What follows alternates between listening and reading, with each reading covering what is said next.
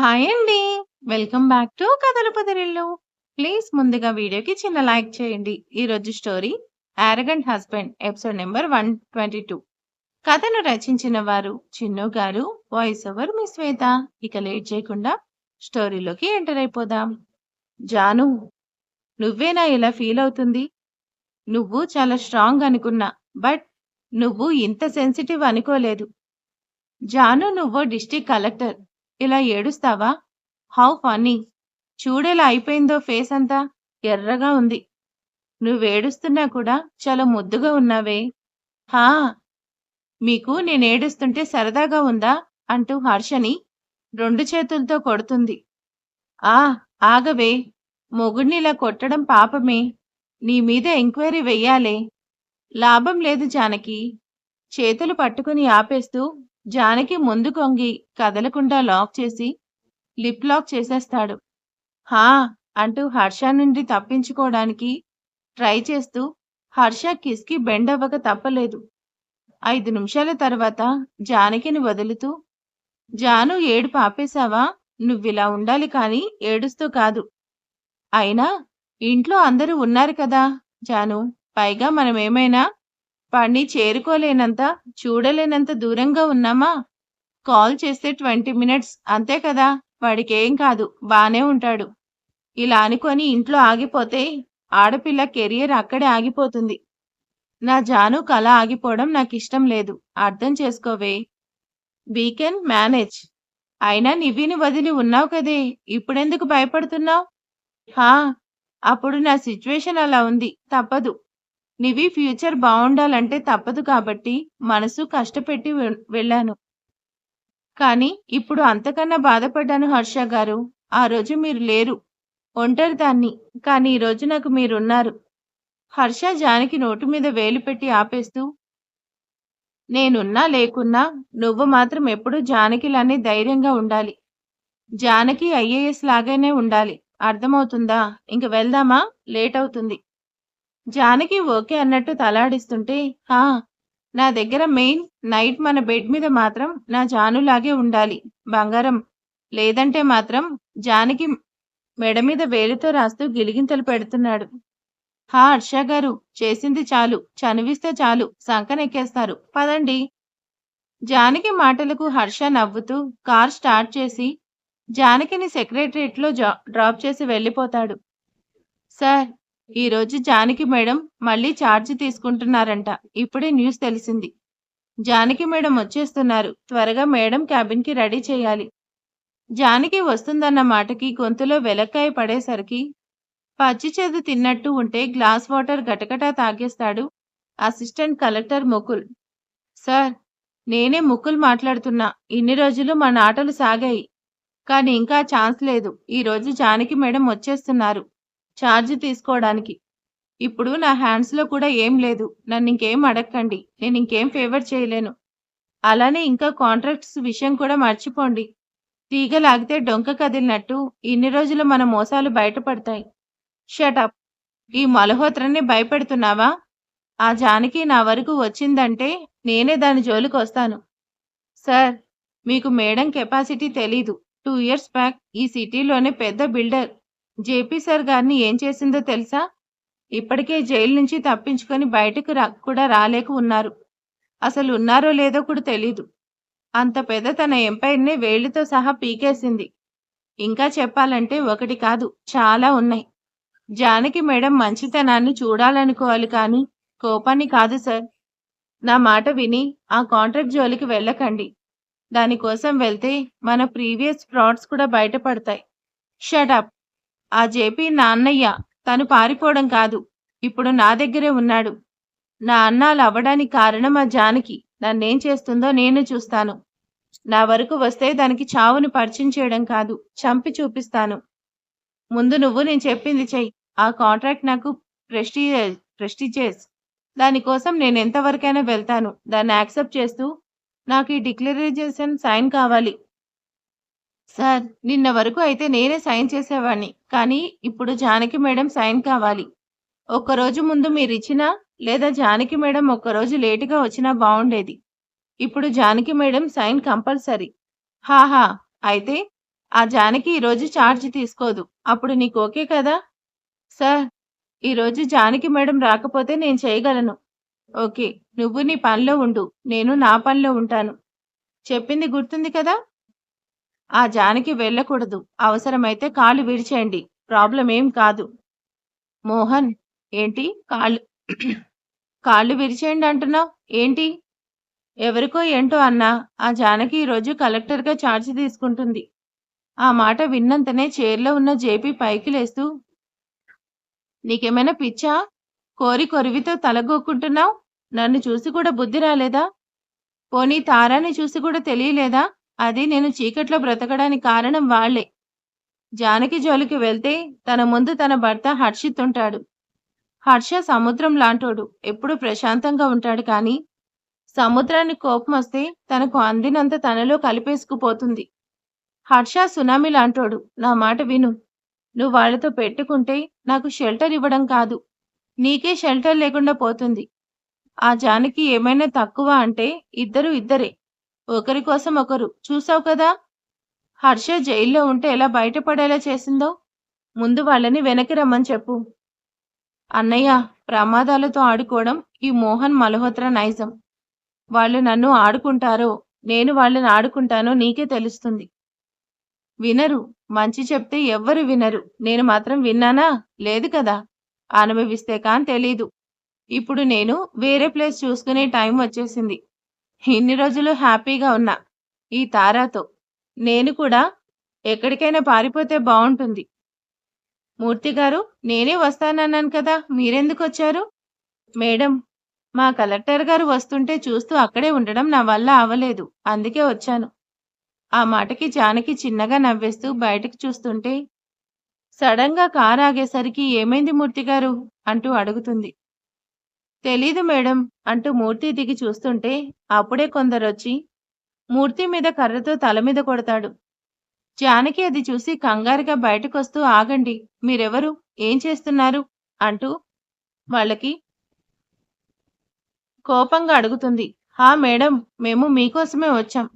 మాకు సుపారీ ఇచ్చింది మీకోసమే అంటూ వాళ్ళలో ఇద్దరు జానకి మీదకొస్తుంటే, మూర్తి వాళ్ళని ఆపేస్తూ మేడం, ముందు మీరు వెళ్ళిపోండి.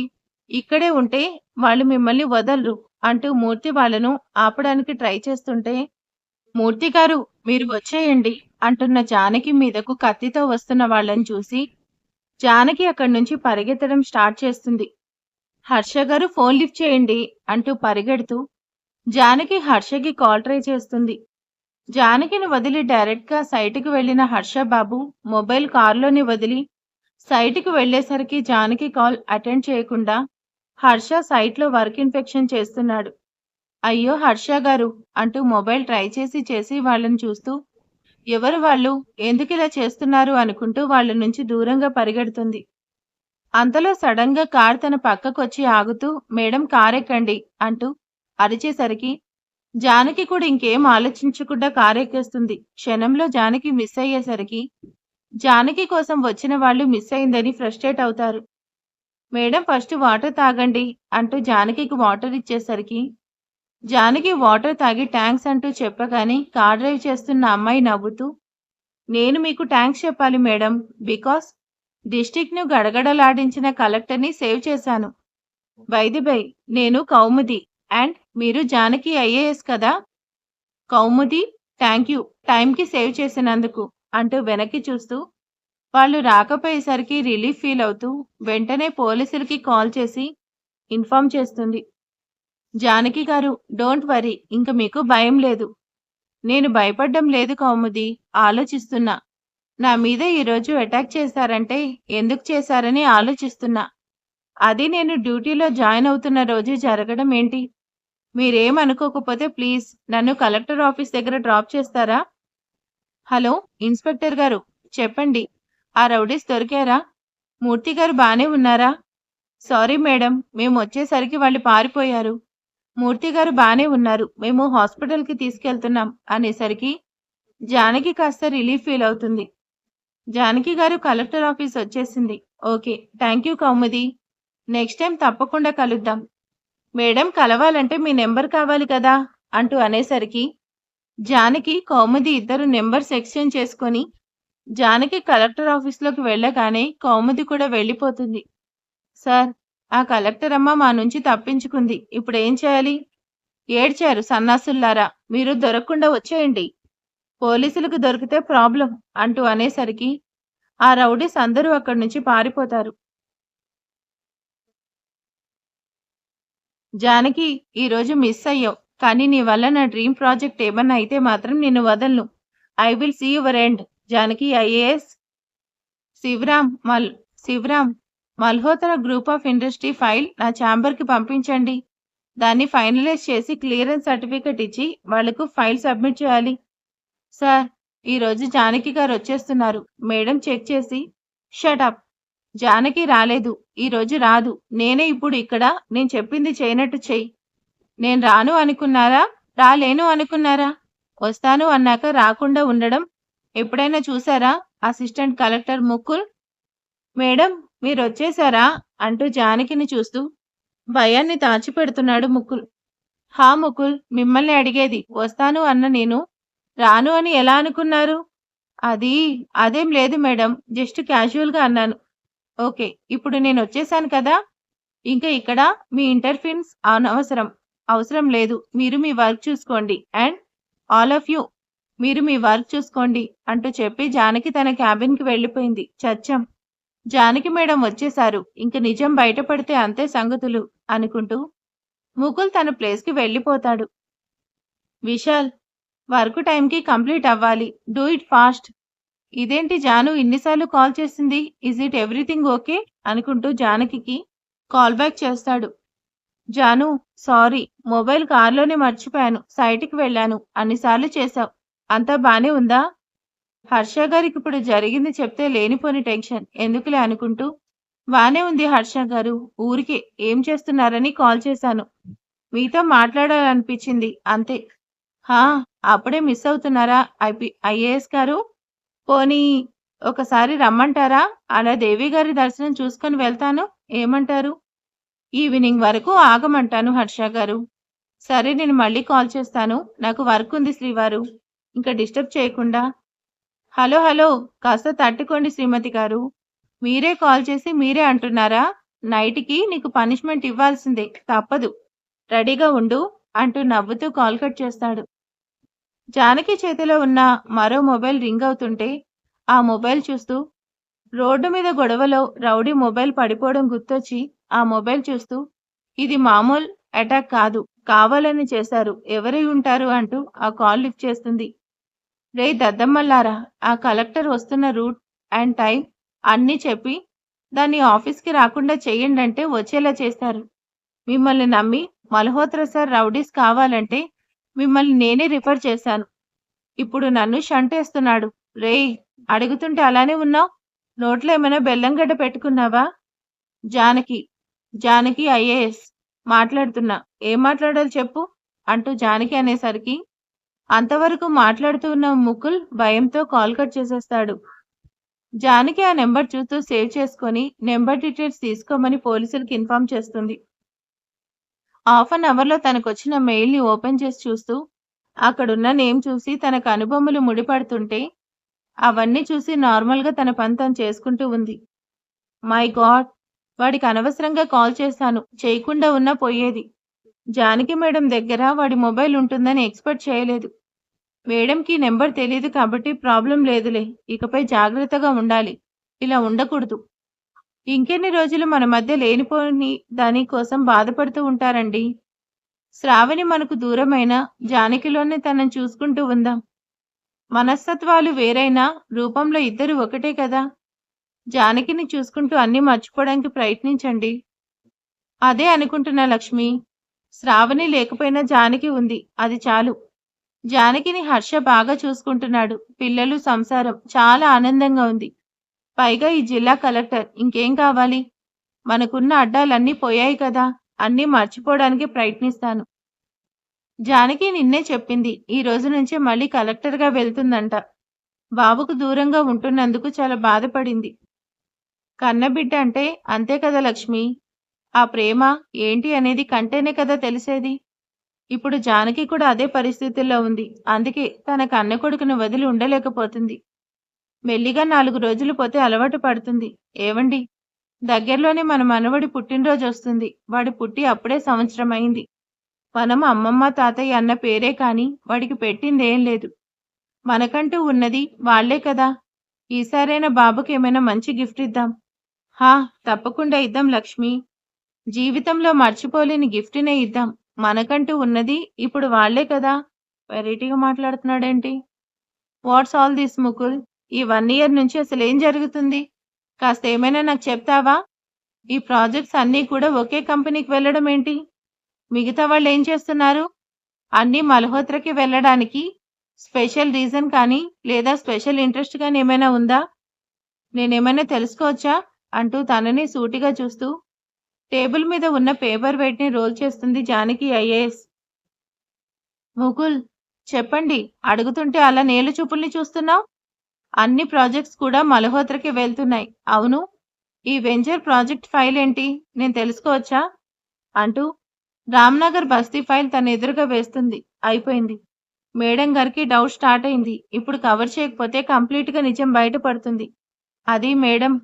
Okay. Okay. Wait and second అంటూ మరో ఫైల్ ముందుకు వేస్తూ, ఈ ఫైల్ ఏంటి ముకుల్?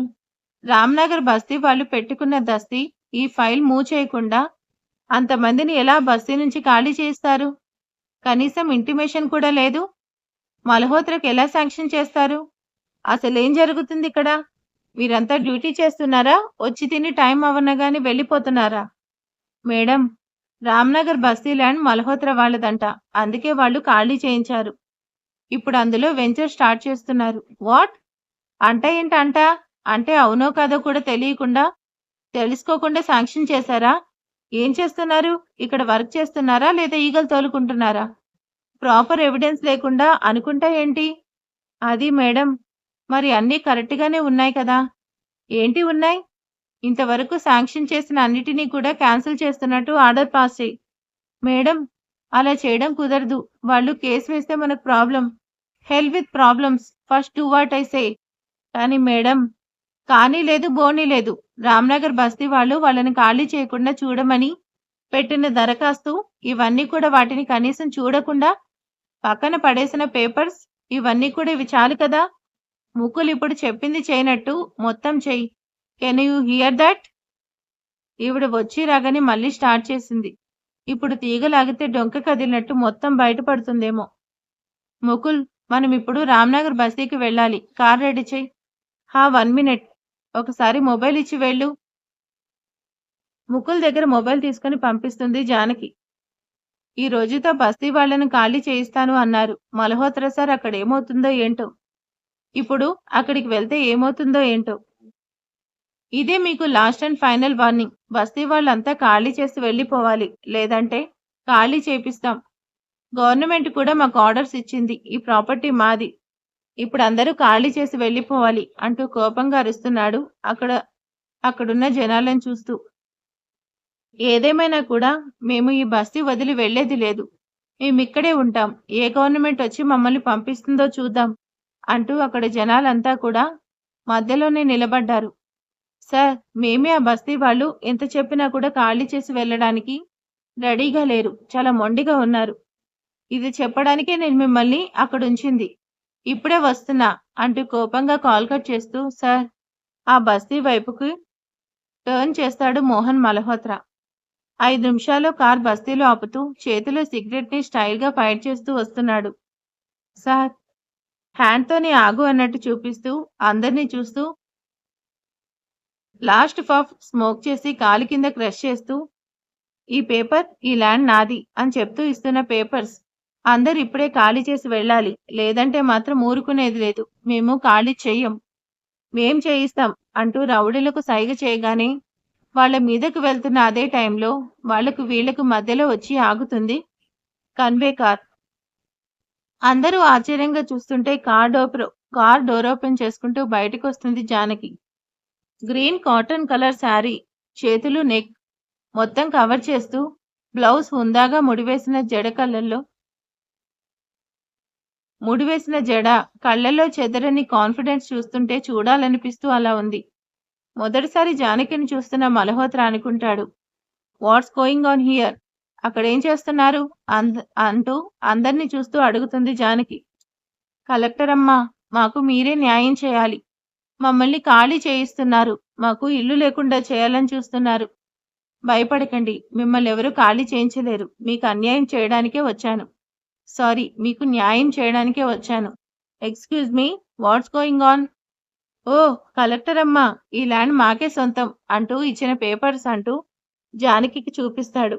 హా, ఈ ల్యాండ్ ఎవరిదో కన్ఫర్మేషన్ వచ్చే వరకు ఎలా ఉందో అలానే ఉండాలి అంటూ కోర్టు ఇచ్చిన స్టే ఆర్డర్స్. అంటే ఈ బస్తీ నుంచి ఎవరిని ఖాళీ చేయించలేరు, అర్థమవుతుంది కదా? జానకిని మల్హోత్రా కోపంగా చూస్తూ అక్కడి నుంచి వెళ్ళిపోతాడు. వెనకే మల్హోత్రా మనుషులు కూడా జానకి ఈ రోజు ఆఫీస్కి వెళ్ళటమే కాకుండా నాకే అడ్డొస్తావా, నిన్ను వదలను. సార్, మనకు ఇప్పుడే మెయిల్ వచ్చింది. మన ప్రాజెక్ట్ అన్నిటినీ కూడా ఎంక్వైరీ స్టార్ట్ చేస్తారు. ఇది కూడా జానకి మేడం వేయించారు. జానకి జానకి జానకి, నిన్ను వదల్నే. చూడండి, ఈ ల్యాండ్ మీది. మీకు సొంతమైన దాని నుంచి మిమ్మల్ని ఎవరూ ఖాళీ చేయించలేరు. నాకు ఈరోజే తెలిసింది. Give me some time with papers. మీకు ల్యాండ్ ఇప్పిస్తాను. సరేనా? ఎవరు భయపడకండి. మీకోసం నేను చేయగలిగినంతా చేస్తాను అంటూ చెప్పి జానకి అందరికీ ధైర్యం చెప్పొస్తుంది. ముకుల్, ఇన్ని రోజులు ఏం జరిగిందో నాకు అనవసరం. కానీ నవ్ ఆన్ వర్డ్స్ అన్నీ పర్ఫెక్ట్గా జరగాలి. Did you get that? నేనేం చెప్పాలనుకుంటున్నానో? హా మేడం అంటూ స్వెట్ తుడుచుకుంటూ అంటాడు ముకుల్. గుడ్. నేనెవరికైనా కూడా ఓన్లీ 1 ఛాన్స్ మాత్రమే ఇస్తాను. నెక్స్ట్ ఛాన్స్ కాదు, చీరేస్తాను. సార్, ఇంక నన్ను వదిలేయండి.